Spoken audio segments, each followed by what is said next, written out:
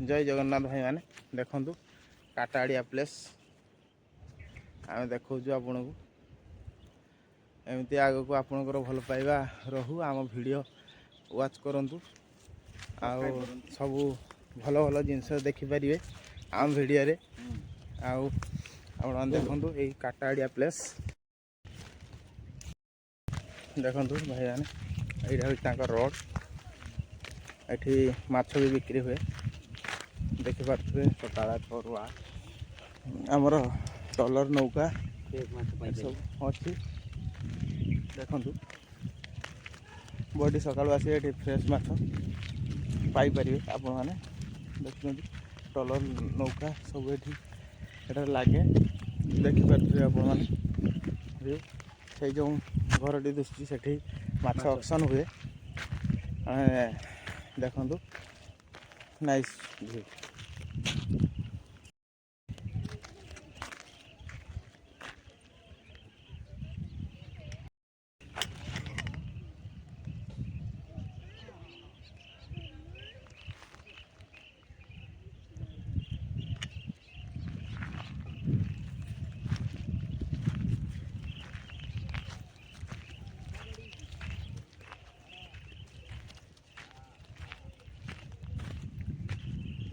देखु आपण मैंने पत्थर पेचिंग आपने देखिपे नई गाँ आड़ को न आसापी पत्थर पेचिंग भाई मैंने देखु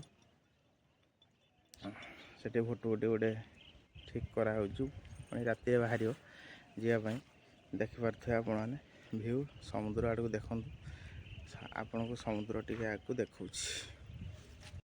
देखु भाई मैंने चाष जमी सब एमती भल भाव देखु यहाँ हूँ काटाड़िया प्लेस देखिपे केमती झाऊ गछ पटास गछ सब बढ़िया व्यू पूरा देखिपे आप यहाँ तार मेन रोड यहाँ हूँ गाँ को बंध है कूल न खाइबापी देखिपे बहुत लंबा बंध देखु आ सब नौका ये साइड्रे रुहे छिड़ा हुए देखिपे आपण मैंने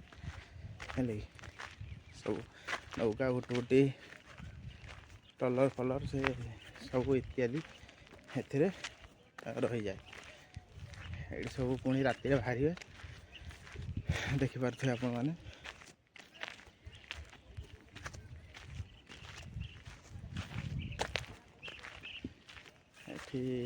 आपणकर पत्थर पेचिंग बहुत दूर सब कारीगरी आसिकी ये सब पत्थर पैचिंग आप देखिपे देखो आपन को बहुत पूरा सुंदर भाव व्यू देखु आपण मैंने देखिपे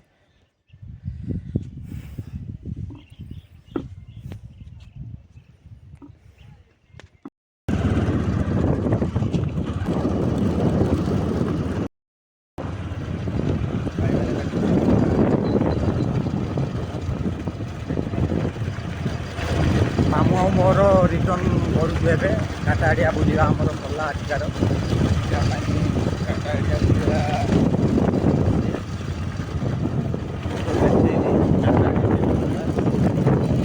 आपने बुझाई आसतु बहुत सुंदर जगह बीच विशेष कर बीच बहुत बढ़िया जगह जाओ बड़ समुद्र कूल पाइबे प्रकार सुविधा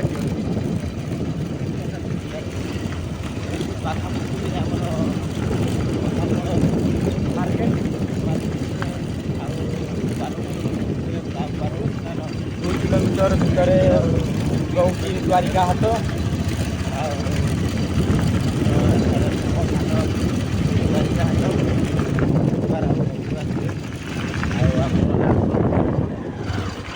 विशेषकर ये चिंगड़ी चाष करा जाए चिंगड़ी चाष फेमस पट एरिया आम देखू आगे को देखू चिंगड़ी चाष बढ़िया सब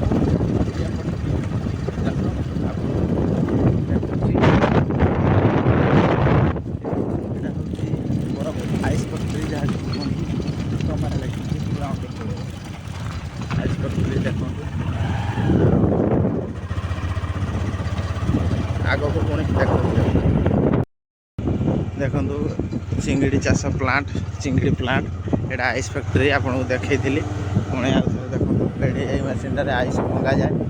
ଆଉ ଏପଟେ ଦେଖନ୍ତୁ ଚିଙ୍ଗିଡ଼ି ଚାଷ, ଚିଙ୍ଗିଡ଼ି ପ୍ଲାଣ୍ଟ ଆପଣ ଦେଖଉଛି।